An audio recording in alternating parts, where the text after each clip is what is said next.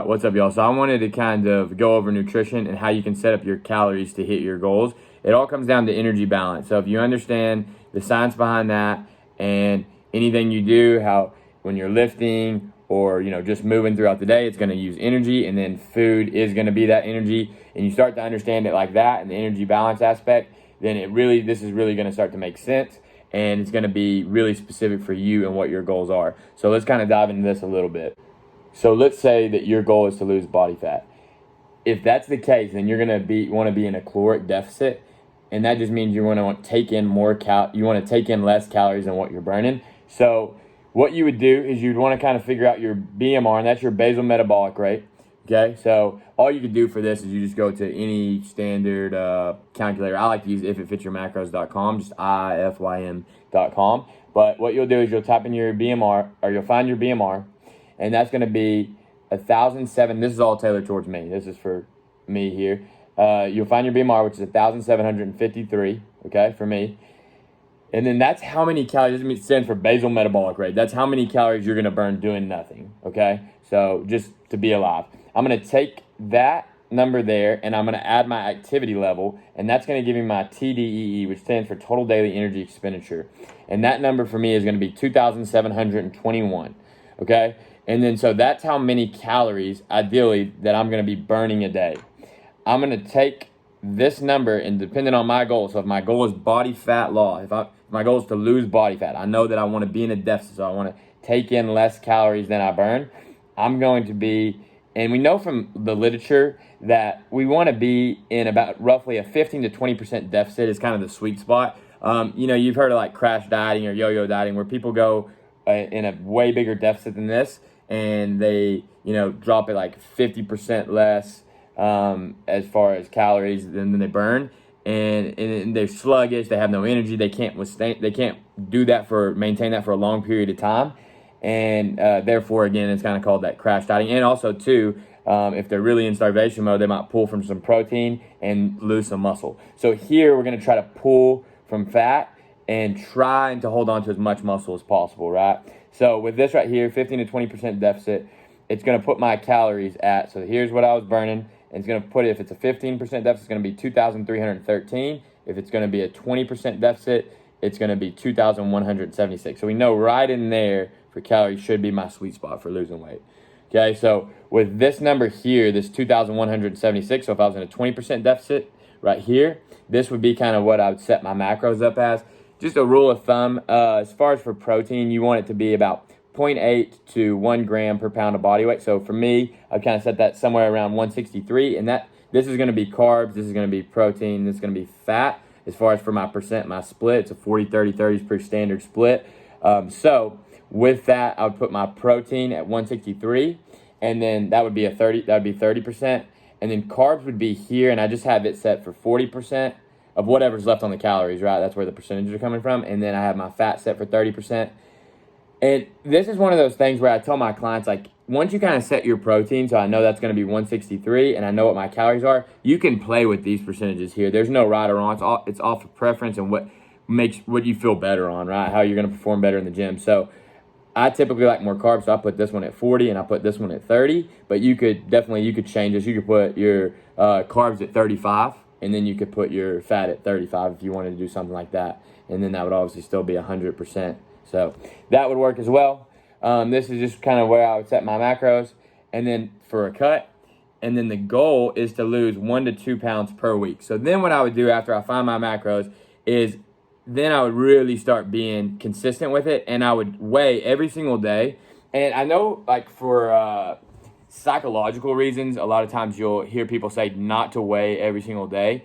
And I get it from that aspect, but what I'll tell my clients to do is, don't pay too much attention to it. Just step on the scale, put it in your notes, and then really, because what we're trying to do is we're trying to see an average for the week. So then after 7 days, I want to add all those up, and then obviously divide by 7 and find that average. And what that's going to do is it's just going to give us more variables to track. It's just going to be a little bit more accurate, because obviously you're going to fluctuate a little bit throughout the day.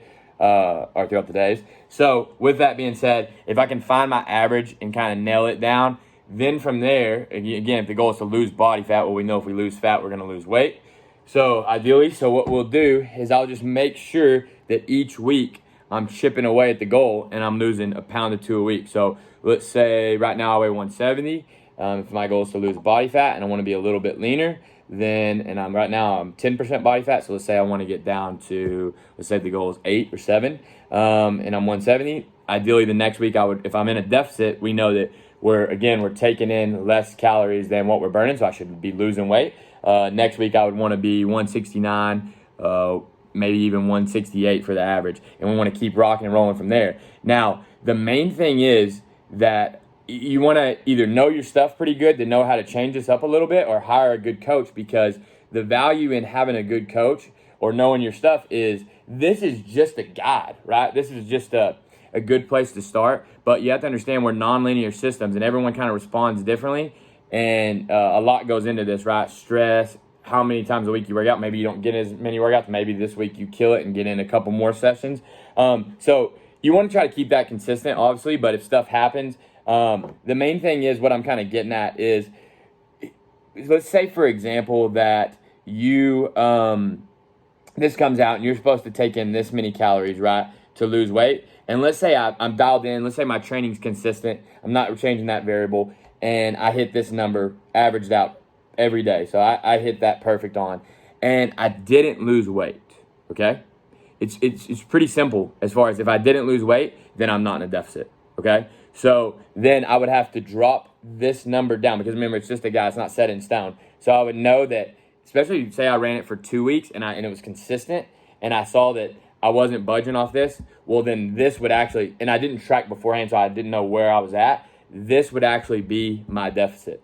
This would actually be my maintenance. And then I would need to eat less than this, so then I would try to drop it maybe, if this was my maintenance, I could drop 15% less from here, or somewhere like that, 15 to 20, and then see if I'm losing that pound or two a week. And if I am, great, rock and roll. That's your deficit. Now you know where you should be, and then you would adjust from there. But again, a good coach is not so much finding those numbers at first, but it's seeing how your body responds to those numbers and knowing how to adjust from there, okay? So that kind of sums it up as far as what you would do on how to lose weight. I hope that makes sense.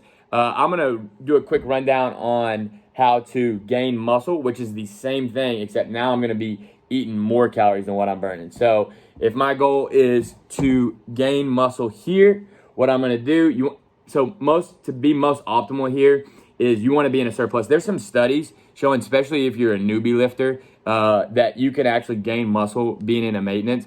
But let's say that you're advanced and you've been lifting for quite some time, you would definitely want to have those times where you cut, and then also have those times where you do like a bulk as well. Because again, if we know that if the goal is to gain muscle, we know that if we want to be the most optimal with that is definitely going to be in a surplus, okay? So let's say that the goal is to gain muscle. We'll go back, these numbers will stay the same. So my BMR is 1,753, okay, is what it comes out to on the calculator. My total daily energy expenditure is 2,721. And then I want to eat 5 to 10% more than that, so that I'm really ensuring that I'm gaining that muscle. And then so to do that, so for that, it would be 2,857 would be 5%, and 2,993 calories would be a 10% surplus. So I want to eat somewhere in there more than what I'm burning, okay? And then so I just set it for the higher number here as well. So this is for a 10% surplus. My protein would be 187, and that's still just hitting it off of 30% here. And then I still have just the standard 40-30-30 split for y'all here. But again, that could be altered a little bit depending on preference. So that's going to be carbs 337, fat 100. Going to come out to 2,993 calories there. And then the goal here is to gain muscle while trying to put on as little body fat as possible. So there's no right or wrong as far as, just depending on like the goal here as well. As far as if you didn't care about gaining body fat as much, maybe you gain like a pound each week. If you didn't want to gain that much, like sometimes for some people I know they want to stay as lean as possible, which is cool. Maybe they're going to be on the 5% surplus, and the goal is 0.5 pounds per week or something like that, where you just kind of see it slowly going up on an incline, but obviously you're not gaining a lot of body fat. That's kind of like what Lane Norton refers to as reverse dieting, but you just slowly keep increasing those calories, because we know that wherever your calories are, your metabolism is going to adapt to that over time, right? So if my calories are way up here off the start and my metabolism's up here and I drop my calories, well, my metabolism's still up here at first, and that's why you're going to see that weight loss. And then over time, because of metabolic adaptation, my calories are going to start to decline, my metabolism is going to start to decline and catch up to where those calories are. And that's why sometimes then people will hit a plateau down here. And then what you're going to want to do from there is you have two options, right? You can drop your calories even more, but sometimes I find, especially with training women and kind of doing their macros and nutrition, that if they're really low, it's like, where do you go from there? So then a lot of times the game plan is to kind of slowly start to increase those calories and let that metabolism start to go back up, right, over time. And that's what I want to ensure you're going to gain a little bit of fat if I'm in a surplus. But the goal is, again, to gain as little fat as possible while really trying to get that metabolism up. And it sets you up for success, because if you did this in like the winter, and then when summer comes back around, well, my metabolism's now up here, but I have a lot more muscle, and I wasn't in the same starting spot as I was when I first started off and I was here. And then now from here, I can drop my calories again, and then I got all this new room for fat loss, and I have a lot more muscle too. So it works out great. And this is what I would recommend doing. This is really tailored towards you. And remember, like I was saying, if you have a good nutrition coach or you really understand this, this is just a guide. I just wanted y'all to see kind of how this works. But the main thing is you want to really go off you and tailor it to your goals, and then also definitely on how your body responds to what you're doing. And then from there, if you understand that and you understand how to adjust the macros, you can get to whatever goal you want to get to. Hope that helps. We'll catch y'all. I'll start doing these every now and then, maybe once a month, something like that. Not always nutrition. Maybe it'll be mobility. Maybe it'll be about strength training. Maybe it'll be about debunking some myths of fitness. But I hope y'all like this video, and I'll see you in the next one. Later.